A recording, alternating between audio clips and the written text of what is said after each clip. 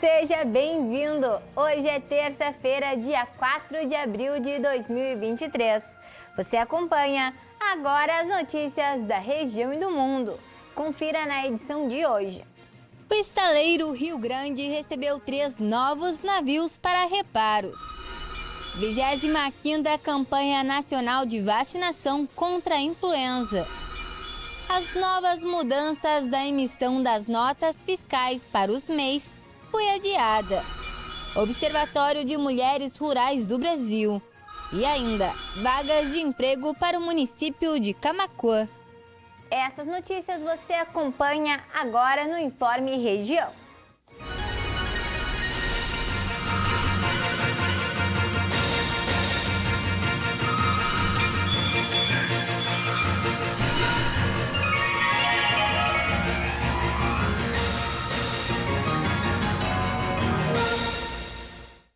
O estaleiro Rio Grande recebeu 3 novos navios para reparos.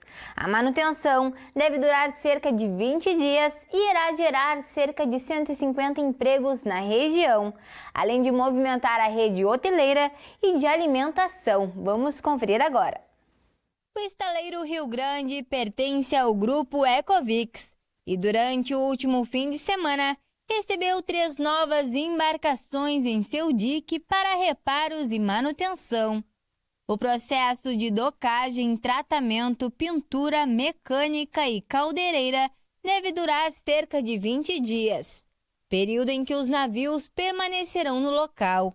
De acordo com a empresa, a iniciativa é mais um passo para consolidar a recuperação das atividades do grupo.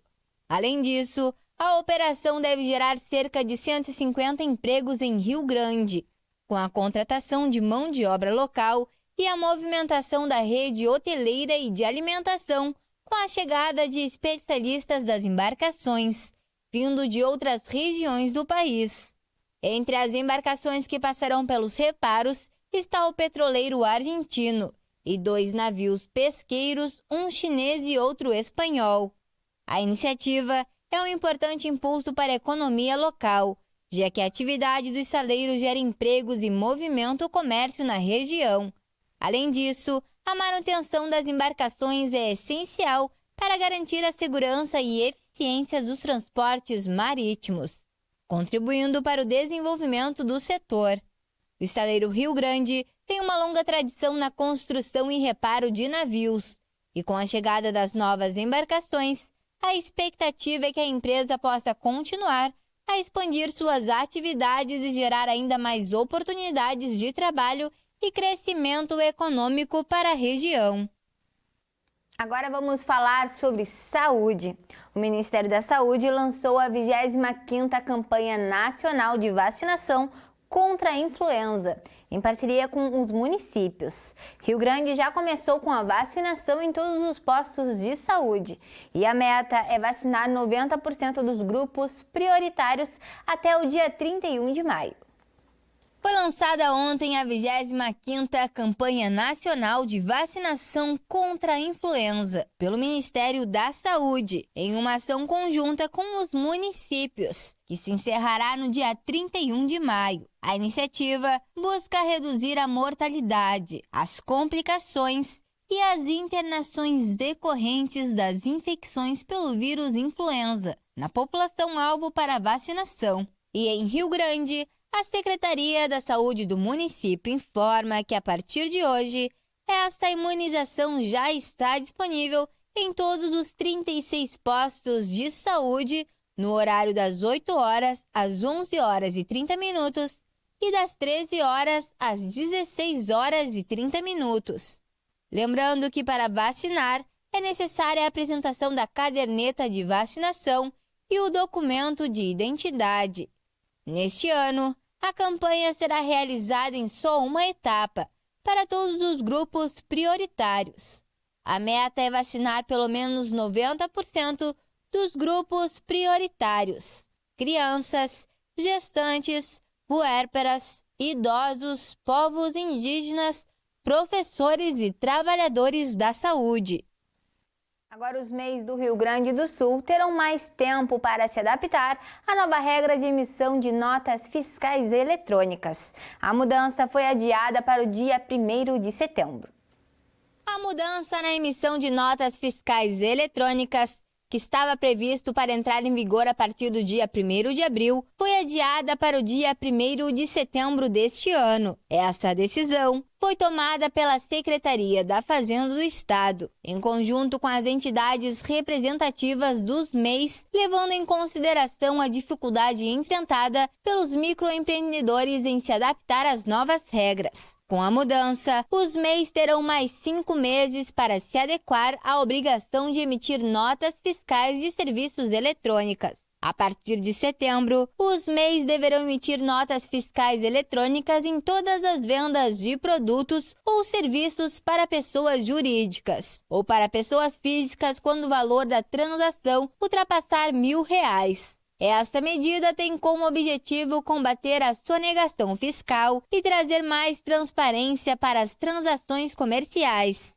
É importante ressaltar que a emissão das notas fiscais é obrigatória e que os MEIs que não se adequarem às novas regras poderão ser penalizados com multas e outras sanções. Por isso, é fundamental que os microempreendedores se preparem para essa mudança e procurem orientação junto aos órgãos competentes. Vamos para as informações do tempo. Terça-feira de possíveis precipitações na região da Campanha. O clima permanece firme na região do litoral sul e no centro do estado. O céu deverá ficar ensolarado nesta tarde. Vamos conferir a previsão de hoje para a sua cidade. Em Rio Grande, a tarde será de sol com muitas nuvens e não há possibilidade de chuva para o período da tarde. E os ventos estarão fortes e ficam em 26 km por hora. Já a umidade segue alta em 83%. A temperatura fica entre 24 graus a máxima e 19 graus a mínima. São José do Norte não há previsão de chuva para o período da tarde e da noite. Os ventos podem chegar em 26 km por hora. A umidade se mantém alta em 83%. A temperatura fica entre 23 graus a máxima e 18 graus a mínima. Em Dom Pedrito, a previsão é de céu nublado e possibilidade de chuva para o início da tarde, cerca de 10 milímetros. Os ventos ficam em 13 km por hora. A umidade hoje está alta e pode chegar em 70%. A temperatura fica entre 24 graus a máxima e 17 graus a mínima. Em Camaquã também, a tarde será de sol com muitas nuvens e não há possibilidade de chuva para o período da tarde e da noite. Os ventos ficam em 13 km por hora e a umidade fica mais alta hoje e pode chegar em 60%. A temperatura fica entre 27 graus a máxima e 19 graus a mínima. A tarde em Venâncio Aires será de sol com algumas nuvens e não há possibilidade de chuva para hoje. Os ventos serão fracos, 8 km por hora. Já a umidade fica em 51%. A temperatura fica entre 26 graus a máxima e 15 graus a mínima. Vamos falar agora das vagas de emprego. No município de Camaquã, diversas empresas estão com vagas abertas em diferentes áreas de atuação. Se você está desempregado ou em busca de uma nova oportunidade de trabalho, fique ligado nesta reportagem. As vagas ofertadas pelo Cine de Camaquã para esta terça-feira são vagas para mecânico de manutenção de máquina industrial, mecânico de motores agrícolas, monitor agrícola, oficial de manutenção, oficial de serviços gerais, operador de caldeira, operador de empilhadeira, operador de máquina de virar chapa, serralheiro, serralheiro de alumínio, técnico agrícola, técnico de contabilidade, técnico em química, trabalhador agrícola e ainda vaga para vendedor interno. O Cine de Camaquã está localizado na Avenida Olavo Moraes, número 969, no centro. Os meios de contato são estes que estão na tela. O Cine de Camaquã em seu atendimento no período das 8 horas às 12 horas e das 13 horas às 17 horas. Agora vamos falar sobre o município de Pelotas. A Prefeitura se une ao Observatório de Mulheres Rurais do Brasil para promover benefícios e oportunidades para as mulheres que atuam na área rural. Uma parceria que vai impulsionar o desenvolvimento socioeconômico da região. Mais detalhes a seguir.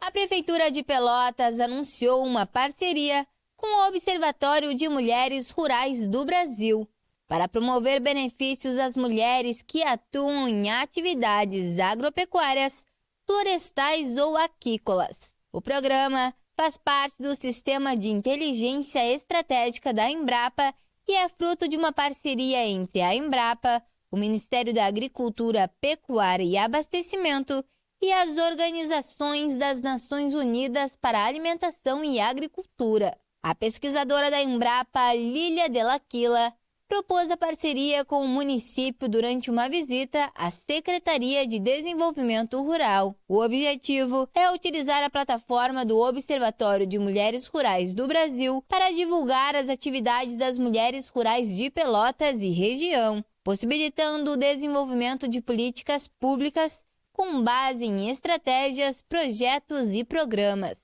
A ferramenta virtual contém dados do IBGE e do Ministério do Trabalho e Previdência e em breve deverá acrescentar informações do mapa. Segundo o último Censo Agropecuário de 2017, existe 1.763.094 mulheres dirigentes de estabelecimentos rurais no Brasil e um total de mais de 6 milhões de mulheres no campo, sendo cerca de 4 milhões ocupadas como trabalhadoras rurais. Com essa parceria, espera-se que o Observatório de Mulheres Rurais do Brasil possa oferecer ainda mais benefícios e oportunidades para as mulheres que atuam na área rural de Pelotas, contribuindo para o desenvolvimento socioeconômico da região e do país como um todo.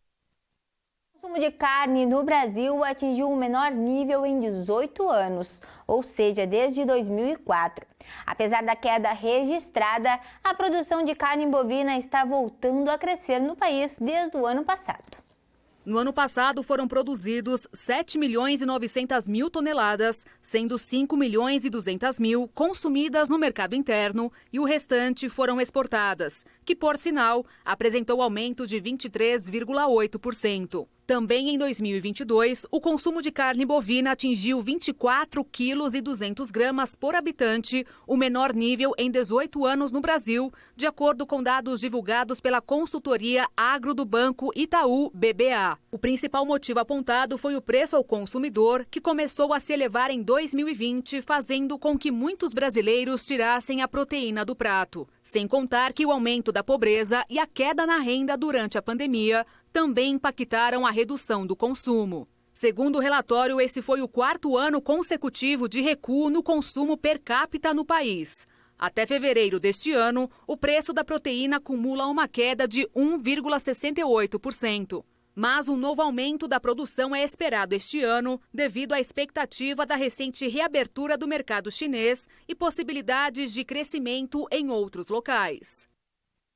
De cada 10 contratações feitas em fevereiro, 6 foram de trabalhadores com ensino médio completo. Os dados são do CAGED, o Cadastro Geral de Empregados e Desempregados.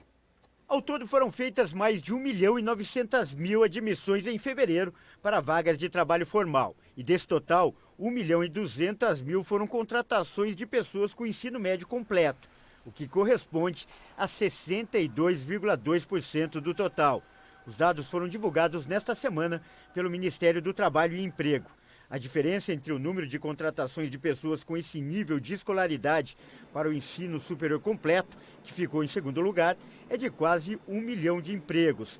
Em fevereiro foram admitidos mais de 212.000 brasileiros ou estrangeiros formados em algum curso superior. O número é cerca de 4,5 vezes menor do que os trabalhadores que concluíram o ensino médio.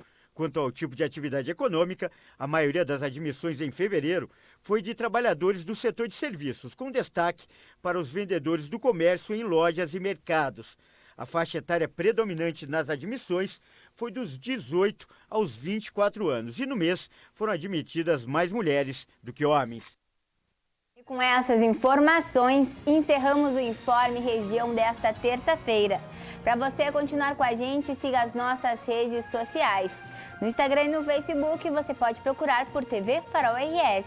Se inscreva também no nosso canal no YouTube. Você encontra a nossa programação completa lá. Obrigada pela companhia, uma boa tarde e até amanhã.